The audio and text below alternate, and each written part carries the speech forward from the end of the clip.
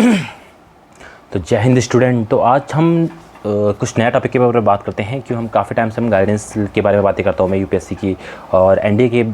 ये जो हमारे चैनल है एनडीए स्पेसिफिक ज़्यादा है और एनडीए के स्टूडेंट को गाइड करना, मैं पिछले 4-5 साल से एनडीए के स्टूडेंट को गाइड कर रहा हूँ। तो उसी अपनी एक्सपीरियंस के बेस पे मैं आज आपको थोड़ा कुछ बातें बताना चाहता हूँ कि आपको नेक्स्ट 2 मंथ रह गए हैं, तो उस 2 मंथ में 1 मंथ में आपको क्या क्या करना चाहिए। तो सबसे पहले तो आपको मेक श्योर करना है कि आप एनडीए के एग्ज़ाम में कॉन्फिडेंस के साथ दे रहे हो कि नहीं हो, क्योंकि सबसे की confidence the key of success. अगर आप कॉन्फिडेंस ही नहीं हो, आपके दिमाग में माइंडसेट ही नहीं है कि कई लोग तो ऐसे करते हैं कि भाई पेपर देख लेते हैं उसके बाद देखते हैं। तो भाई इस माइंडसेट से आपको दूर रहना है कि पेपर देंगे उसके बाद देख लेंगे, फिर देख लेंगे क्या करना है कैसे करना है, पेपर में देख लेंगे। इस माइंडसेट से आपको पहले से आपका माइंडसेट क्लियर होना चाहिए कि हम इस बार पेपर निकालने वाले हैं और हम पेपर देख के जाएंगे, तो उसके बाद हमारा एसएसबी होगा, एसएसबी में हम सेलेक्ट होंगे, उसके बाद सीधे हम आपको एनडीए में मिलेंगे। इस तरह से आपका माइंडसेट होना चाहिए। लेकिन बहुत सारे बच्चों का इस तरह से माइंडसेट नहीं होता है, जिसकी वजह से वो एग्जाम में जाके अंडर कॉन्फिडेंस रहते हैं, सिली मिस्टेक करते हैं। सिली मिस्टेक की उन्हें काफ़ी बड़ी कॉस्ट चुकानी पड़ जाती है। तो ऐसा काम आपको बिल्कुल नहीं करना है। सबसे पहले सक्सेस का, अगर आपको सक्सेस होना है तो पहले अपने आप को मेंटली और फिजिकली दोनों तरीके से प्रिपेयर करना होगा, उसके बाद स्ट्रेटजी काम आती है। अगर आप मेंटली फिर प्रिपेयर नहीं है अपने आप को कि भाई मुझे एग्ज़ाम में कैसे देना है, एग्ज़ाम दूंगा या नहीं दूंगा, देना है तो फिर तैयारी क्यों नहीं हो रही है, इस तरह से काफ़ी सारे डाउट हमारे दिमाग में चलते रहते हैं। उसकी वजह से हम मेंटली हम वीक फील करते हैं, अंडर कॉन्फिडेंस फील करते हैं, जैसे जैसे एग्ज़ाम नज़दीक आता है। तो ऐसा काम आपको नहीं करना है। आपको मेंटली फिजिकली भी अपने बॉडी का ध्यान रखना है। जैसे आपकी अभी मानसून चल रहा है तो थोड़ा बहुत वायरल वगैरह फैलने के चांसेस रह जाते हैं, और बारिश की वजह से बारिश से भीगने की वजह से सर्दी जुकाम ये सब चीज़ें हो जाती है, कभी कभी टाइफाइड भी हो जाता है हमें। तो इस तरह से चीज़ों से हमें दूर रहना है। हमें अपनी हेल्थ का भी ध्यान रखना है और मेंटल का हेल्थ का रहना। उसके बाद भी यह स्ट्रेटजी काम आएगी। उसके बाद की नेक्स्ट जो स्ट्रेटजी होगी उसमें आपको क्या करना है, सबसे पहले तो आपको पता होगा कि एनडीए का रिटर्न आपने मैं ये मान के चल रहा हूँ आप एटलीस्ट पिछले 1 साल से या 6 महीने से आप प्रिपेयर कर रहे हो इस एग्ज़ाम के लिए। ठीक हो गया। मुझे लगता है कि एक अबव एवरेज स्टूडेंट जिसने अपनी 12th की पढ़ाई अच्छे से करी हो, उसके लिए 6 महीने सफिशेंट होते हैं, 6 महीने। और अगर किसी स्टूडेंट को थोड़ा सा मतलब उसने इस तरह से फोकस नहीं किया, एनडीए को स्पेसिफिक फोकस नहीं किया, या एवरेज स्टूडेंट है, तो मुझे लगता है उसे 1 साल एटलीस्ट, जब उसने सोच लिया कि अब मुझे एनडीए करना है तो 1 साल के अंदर वो एनडीए का एग्ज़ाम आराम से क्लियर कर देता है। ठीक हो गया। हाँ, इसके लिए एक्सेप्शन जो है वो सबसे इंपॉर्टेंट चीज़ वो है, चाहे वो इंटेलिजेंट स्टूडेंट, चाहे वो एवरेज स्टूडेंट, या कुछ भी स्टूडेंट हो, वो है डिसिप्लिन। अगर स्टूडेंट डिसिप्लिन नहीं है, 1 साल तक डिसिप्लिन नहीं है, मैं जो पिछले 6 महीने 1 साल की बात कर रहा हूँ वो मैं डिसिप्लिन की ही बात कर रहा हूँ। स्टूडेंट को डिसिप्लिन होगा। अगर वो डिसिप्लिन है तो उसके लिए 6 महीने सफिशेंट है, क्योंकि भाई आप ऑफिसर हो, आपकी जो नेक्स्ट ट्रेनिंग होगी जब आप सेलेक्ट हो जाओगे, तो उसकी जो 6 महीने 9 महीने की जो ट्रेनिंग होती है ना, वो आपको पूरे 60 साल तक बॉर्डर की इतनी बड़ी सिक्योरिटी आपके हाथ में दी जा रही है, पूरी इंडिया कंट्री की आपकी सिक्योरिटी आपके हाथ में दी जा रही है। तो जब इतनी बड़ी सिक्योरिटी इंडियन गवर्नमेंट आपके हाथ में सिर्फ 9 महीने की ट्रेनिंग पे दी जा रही है, तो एनडीए का एग्ज़ाम आप क्यों 9 महीने में क्लियर नहीं कर सकते हो? एनडीए के एग्ज़ाम को मैक्सिमम क्लियर करने के लिए 6, 7, 8, 9 इतने महीने चाहिए होते हैं। रिटर्न क्लियर करने की बात कर रहा हूँ मैं। ठीक हो गया। तो उसके लिए सबसे पहले आपको पता होना चाहिए कि आपके एग्ज़ाम में 2 पेपर बनते हैं। सबसे पहले तो बनता है मैथमेटिक्स का पेपर, दूसरा पेपर बनता है आपके लिए गैट का पेपर। जो मैथमेटिक्स का पेपर होता है उसमें लगती है 75, मतलब मिनिमम आपको 75 मार्क्स तो लाने ही पड़ेंगे, तभी आपकी जाके नेक्स्ट गैट वाली पेपर, जिसमें जो गैट वाला दूसरा पेपर होगा वो उसकी कॉपी चेक होगी। जैसे अप्रैल वाला जो पेपर बना था, 2023 का जो अप्रैल का पेपर बना था, 2022 का जो अप्रैल का पेपर बना था, वो इतना डिफिकल्ट था, अप्रैल वाला नहीं सितंबर वाला, इतना डिफिकल्ट था कि बच्चों ने उसमें से एनडीए का पेपर जो मैथमेटिक्स का पेपर है उसे क्लियर कट ऑफ नहीं कर पाए। जब वो उसकी क्लियर कट ऑफ क्लियर नहीं कर पाया, उसकी वजह से क्या हुआ कि काफ़ी सारे बच्चों ने दूसरा पेपर दिया ही नहीं। जब दूसरा पेपर ही नहीं दिया तो इससे आप आइडिया लगा सकते हो कि पेपर के लेवल कितना डिफिकल्ट बनता है मैथमेटिक्स का लेकर। तो सबसे पहले आपको 75 कट ऑफ ये मेक श्योर करनी है, अपने आप से पूछना है, अपने आप को देखना है, अपने आप को एनालिसिस करना है। किसके थ्रू? टेस्ट सीरीज के थ्रू। अपने आप से नहीं देखना, टेस्ट देने, प्रीवियस ईयर क्वेश्चन देने कि भाई क्या आप प्रिपेयर हो कि एनडीए का एग्ज़ाम आप दे पाओ, एनडीए का मैथमेटिक्स आप क्लियर कर पाओ। तो इस तरह से आपको ये मेक श्योर करना है सबसे पहले कि आप 75 मार्क्स से ऊपर आप जा रहे हो। अगर आप कॉन्फिडेंस हो कि मैं हर टेस्ट पेपर में 100 मार्क्स, 110 मार्क्स इससे ऊपर लेके आ रहा हूँ, 100 मार्क्स से ऊपर लेके आ रहा हूँ, तो आप कॉन्फिडेंस हो कि आपका मैथमेटिक्स का पेपर तो मैं 75 प्लस मार्क्स तो आने वाले हैं, चाहे वो डिफिकल्ट बन जाए। अगर अभी आपके 110 बन रहे, 100 बन रहे हैं, तो अगर पेपर डिफिकल्ट बन गया तो 100 मार्क्स अभी आ रहे हैं आपके, तो उस टाइम पे आपके 175 मार्क्स तो बन ही सकते हैं। ठीक है। तो इस लेवल से अपने आप को प्रिपेयर करना है। जहाँ पे बॉर्डर है, बॉर्डर पे नहीं रुकना है अपने आप, बॉर्डर से आगे बढ़ना है अपने। बॉर्डर 75 पे, तो अपने आप को कहाँ पे बढ़ना है, 100+ मार्क्स पे।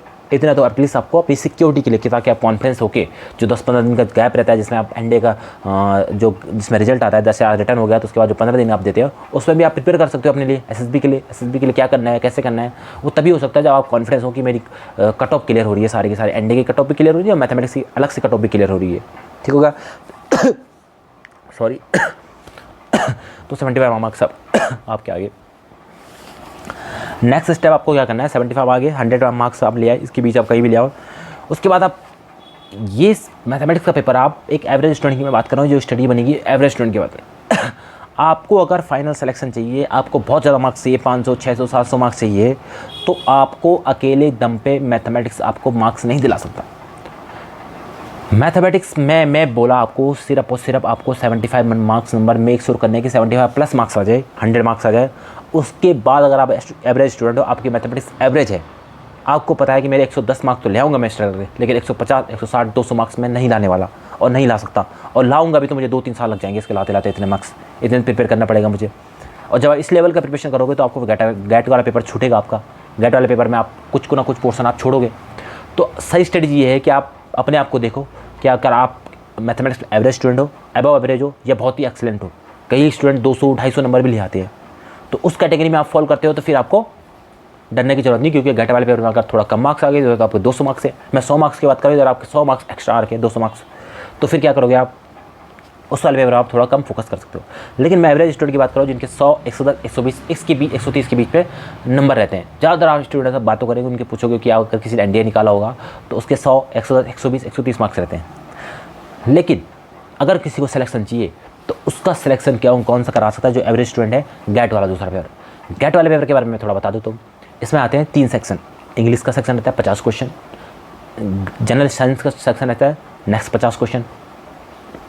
उसके बाद नेक्स्ट रहता है जो वो रहता है जनरल स्टडी, जिसमें आता है GS, geography, polity, history, economics और मिसलिनियस टाइप, जिसमें करंट अफेयर भी होता है। पॉलिटी के क्वेश्चन, करंट अफेयर, इकोनॉमिक्स के क्वेश्चन। मेजर जो सब्जेक्ट है वो करंट अफेयर के 10 से क्वेश्चन पूछ लेता है। ज्योग्राफी के कितने क्वेश्चन पूछ लेता है, ज्योग्राफी के 18-20 क्वेश्चन पूछ लेता है। हिस्ट्री के भी ऐसे कुछ 15-20 क्वेश्चन के आसपास पूछ लेता है।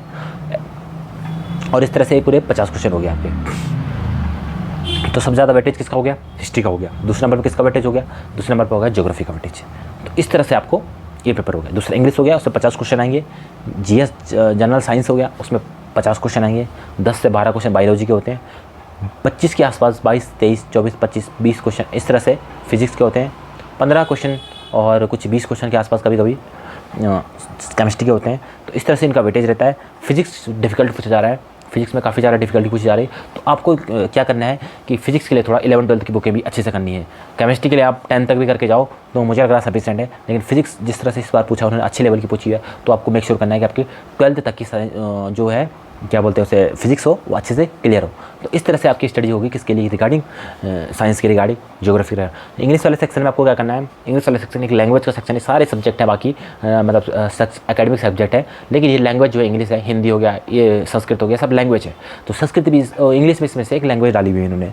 तो लैंग्वेज को सीखने का तरीका जो होता है, हम क्या करते हैं उसे रटने लग जाते हैं, चीज़ें याद करने लग जाते हैं, मगअप करने लग जाते हैं। लेकिन इसको बेस्ट तरीका ये याद करने का कि आप इसमें क्या करें, इसको आप अपने डेली रूटीन में लाएं। डेली रूटीन में लाओगे तो आपको एसएसबी में काम करेगा, एसएसबी में काम करेगा तो आपके लिए आपकी पर्सनालिटी भी इनहेंस होगी। मैं ये नहीं बोल रहा हूँ कि हिंदी मीडियम जो भी हिंदी में बोलता है, हिंदी में बोलता है, उसकी पर्सनालिटी बेकार होती है। लेकिन जब डिमांड है कि एग्जाम में एक ऑफिसर बनने जा रहे हो, वहाँ आप डिफरेंट टाइप के लोगों से बात करोगे, तो आपको वहाँ थोड़ा सा इंग्लिश बोलनी पड़ेगी, इंग्लिश समझनी पड़ेगी। आप किसी फॉरेन कंट्री के साथ, कई लीडरों के साथ बात करोगे, उनके मिलिट्री जनरल के साथ बात करोगे, तो हम ये उम्मीद करते हैं कि ये ऑफिसर लेवल का आदमी को इंग्लिश आती है इस लेवल की कि वो किसी के साथ बात कर सकता है। इंडिया में ही बहुत सारे रीजन के, साउथ इंडिया के कुछ आएंगे, नॉर्थ इंडिया के कुछ आएंगे, तो डिफरेंट लोगों के साथ कम्युनिकेट करने के लिए आपको इंग्लिश की आवश्यकता पड़ती है। वहाँ पे हिंदी काम नहीं आती है, ठीक हो गया। आपको तो हिंदी आती है, लेकिन दूसरे को भी तो आनी चाहिए हिंदी, तो वहाँ पे आप हिंदी बात कर सकते हो। लेकिन जहाँ पे दूसरा बंदा हिंदी जानता ही नहीं है, वहाँ पे आपको इंग्लिश बोलोगे आप, तो आपकी ही पर्सनालिटी ऐसे मतलब एजुकेटेड टाइप बंदे की आपकी पर्सनालिटी निकल के आएगी। तो इस तरह से आपको इंग्लिश पे फोकस करना है। इसके लिए क्या स्ट्रेटजी रहेगी इंग्लिश वाले के लिए, इंग्लिश वाले के लिए आपको लिखना है न्यूज़पेपर। न्यूज़पेपर करोगे, हिंदू न्यूज़पेपर बेस्ट रहता है, 10-12 रुपये का आ जाता है, इजीली अवेलेबल हो जाता है अगर आप शहरों में रह रहे हो। गाँव में थोड़ा दिक्कत हो सकती है। उसके बाद अगर आपको गाँव में या फिर जहाँ भी आप रह रहे हो हिंदू न्यूज़पेपर नहीं आ रहा है, तो आप इंडियन एक्सप्रेस से भी काम चला सकते हो, वो भी बेटर, इक्वली बेटर न्यूज़पेपर है। आपको उस वाले सेक्शन में न्यूज़पेपर लगाने के 2-3 फ़ायदे होते हैं। एक तो आपका इंग्लिश सेक्शन में वोकैबुलरी होगी स्ट्रॉन्ग, उसमें एंटोनियम सिनोनियम, आपको रीडिंग भी आपकी अच्छी इंप्रूव हो जाएगी। तो ये तो इंग्लिश वाला पोर्शन में आपको काम करेगा, जहाँ पे एरर होंगे, एरर आप फाइंड करने में आपको मदद मिल जाएगी। ग्रामर के रूल ही काम नहीं आते, कभी कभी आपका सिक्स सेंस भी काम करता है, तो कहीं कहीं सिक्स सेंस काम आता है एरर फाइंड करने के लिए। तो वहाँ पे अगर आपने न्यूज़पेपर की रीडिंग अच्छी से करी हुई है तो आपको वहाँ पे डेफिनेटली फ़ायदा मिलने वाला है। तो ये जो आपका हो गया इंग्लिश वाला सेक्शन। इसके बाद आपको इंग्लिश जो न्यूज़पेपर वाला, न्यूज़पेपर का इंग्लिश में वेटेज हो गया। इसके बाद जो न्यूज़पेपर होगा उस पर करंट अफेयर के 10-12 क्वेश्चन आते हैं।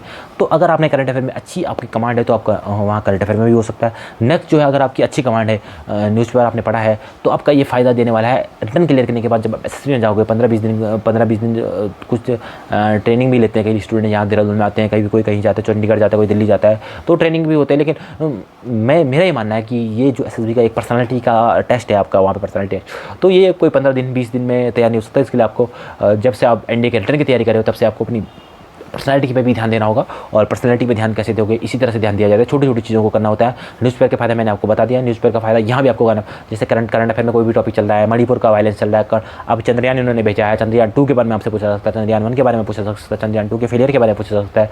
तो जब आप न्यूज़पेपर पढ़ोगे, डेली पढ़ोगे, डेली उसके बारे में देखोगे, अपडेट रहोगे, इंडिया चाइना के बारे में पूछा जा सकता है, इंडिया के बॉर्डर के बारे में पूछा जा सकता है, इन सब चीज़ों के बारे में आपसे एसएसबी पूछा जा सकता है। आपकी नॉलेज टेस्ट होती है वहाँ पे। और जब आपके पास इन्फॉर्मेशन होगी, बहुत ज़्यादा इन्फॉर्मेशन होगी, जो साइड वाले बंदे जो आपके और बैठे हुए हैं उनसे ज़्यादा आपके पास इन्फॉर्मेशन होगी, तो डेफिनेटली आपका सिलेक्शन होगा। और इन्फॉर्मेशन कैसे ज़्यादा होगी, इसी तरह से इन्फॉर्मेशन ज़्यादा होगी, जो काम और नहीं कर रहे हो आप कर रहे हो, और क्या कर रहे हैं, सिर्फ पढ़ाई कर रहे हैं, रिटन पे ध्यान दे रहे हैं, आप साथ साथ एसएसबी की तैयारी कर रहे हो, तो एसएसबी में क्या कर न्यूज़पेपर आपने लगा रखा है। तो इस तरह से न्यूज़पेपर के बहुत ही ज़्यादा फायदा है। उसके बाद जब आप एनडीए क्लियर हो जाओगे, आपका सिलेक्शन हो जाएगा, भगवान करे आपका सिलेक्शन हो जाए, और उसके बाद जब आप सिलेक्शन हो जाए, तो सिलेक्शन होने के बाद आप क्या करोगे, उसके बाद आपका जो एक ही चीज़ काम आता है वो न्यूज़पेपर करोगे। कोई पाथफाइंडर आपके काम नहीं आएगी, कोई हिस्ट्री, ज्योग्राफी, पॉलिटी, ऑलमोस्ट सभी चीज़ आप भूल जाओगे। लेकिन आपका न्यूज़पेपर, उसके बाद आप जब भी आप सुबह उठोगे, चाय पियोगे, वहाँ सबसे पहले खोजोगे न्यूज़पेपर को। अगर आप एक एजुकेटेड पर्सन हो तो आप डेफिनेटली न्यूज़पेपर खोजोगे। आपको कंट्री के बारे में अपडेट रहना है, किसी भी न्यूज़ के बारे में अपडेट रहना है, तो आप न्यूज़पेपर खोजोगे। तो यहाँ भी आपकी डेली हमेशा आपकी लाइफ का एक रूटीन होना चाहिए न्यूज़पेपर। इसे आप इस तरह से मत लीजिए कि मुझे एग्जाम में आना है, यहाँ आना है, सब जस्ट सब पार्ट ऑफ योर रूटीन ऐसे लीजिए आप। इस तरह जैसे आप खाना खाते हो, नाश्ता खाना है, दिन में खाना है, शाम का खाना है, इस तरह से आप न्यूज़पेपर को पढ़िए और डेफिनेटली आपको इससे फ़ायदा मेरे हिसाब से बहुत ज़्यादा फ़ायदा है। और मैंने आपको फ़ायदा गिना दिया, बाकी आपको अपनी समझ के हिसाब से जो आपको बेटर लगा है। अब जैसे कि 1.5 महीने में एग्जाम आने वाला है, 1 महीने में एग्जाम आने वाला है, तो अभी मैं आपसे रिकमेंड नहीं करूँगा कि भाई भी कुछ नया चीज़ करें जो आपने पढ़ रहे हो। अगर आपने न्यूज़पेपर नहीं पढ़ा तो मैं यही बोलूँगा कि भाई आप उसे पढ़ने की भी ज़रूरत नहीं है, क्योंकि आप खाम डाइवर्ट हो जाओगे, चीज़ें समझ नहीं आएगी, आपका कॉन्फिडेंस भी लेवल लो हो जाएगा। तो इस तरह से आपको अभी तो नहीं करना। लेकिन जो स्टूडेंट अगले 6 महीने अप्रैल वाले एग्जाम की तैयारी कर रहे हैं, तो उनसे तो मैं रिकमेंड यही करूँगा कि भाई लगा लीजिए, अभी लगा लीजिए। और बहुत ज़्यादा टाइम देने की भी ज़रूरत नहीं इसमें, 6 महीने और 6 महीने बोल रहा हूँ मैं, आप इसमें सिर्फ आधा घंटा 6 महीने तक पढ़ते रहिए, और तो आपको डेफिनेटली उसके बाद आपकी हैबिट बन जाएगी। ठीक हो गया। आधा घंटा पढ़ना है, किसी दिन आपको आधा घंटे पढ़ने का मन नहीं करा हो तो 15 मिनट पढ़ना, 10 मिनट पढ़ना, एक आर्टिकल पढ़ने ना बस उसमें से। ठीक हो गया।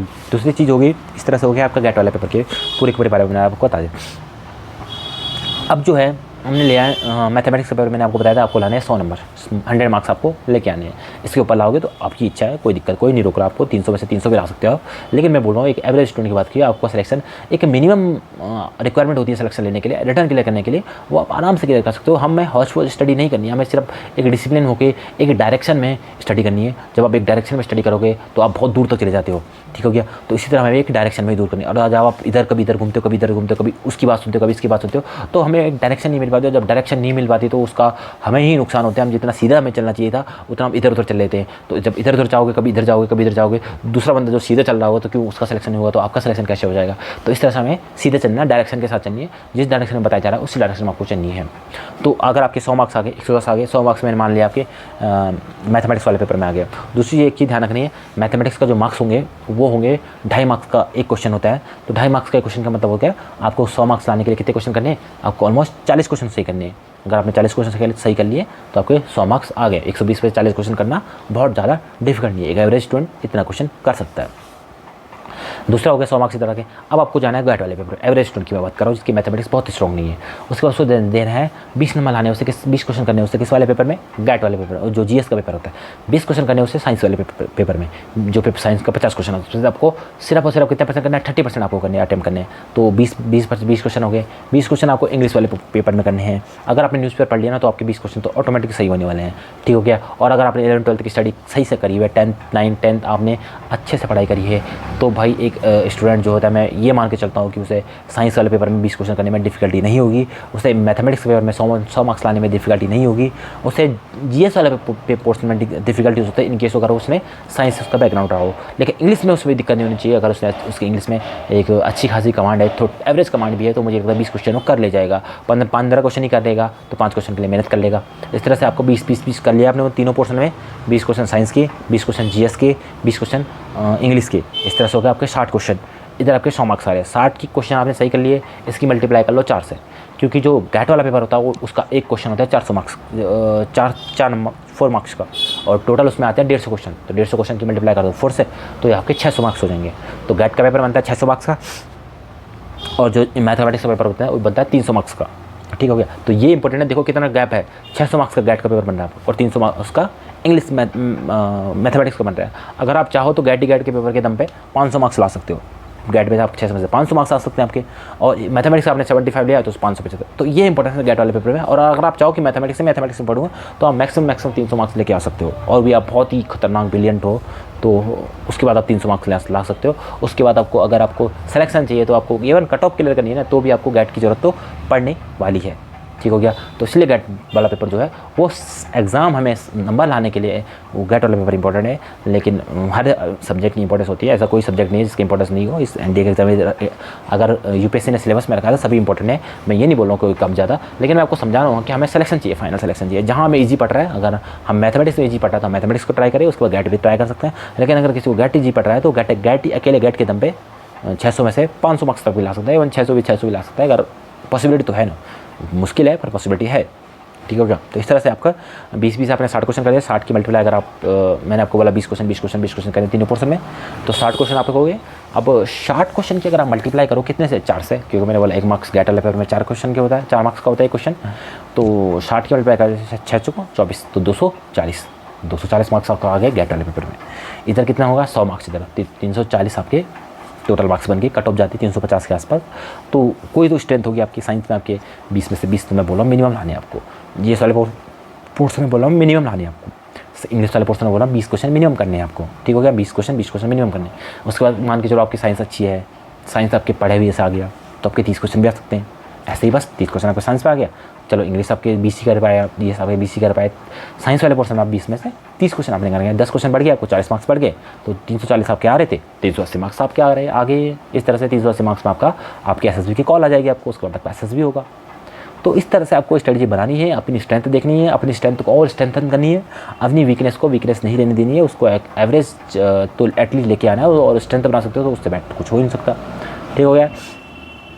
तो बहुत मगजमारी नहीं करनी है, बस एक मिनिमम जो चीज़ें हैं उन्हें करनी है।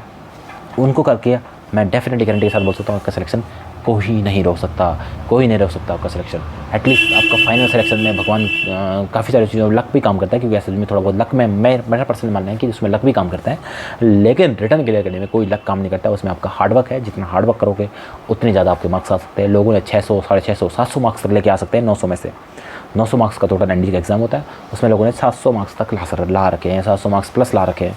तो जब आप वो ला सकते हैं तो आप भी ला सकते हो। वो एक्स्ट्रा ऑर्डनरी है, 750 नंबर वो ले आए, चलो आप बोलोगे हम तो सर इतने एक्स्ट्रा ऑर्डनरी है ही नहीं, हमारे एजुकेशन लेवल के ही 750 नहीं लाने आपको तो सिर्फ कितने लाने 400 मार्क्स लाने हैं।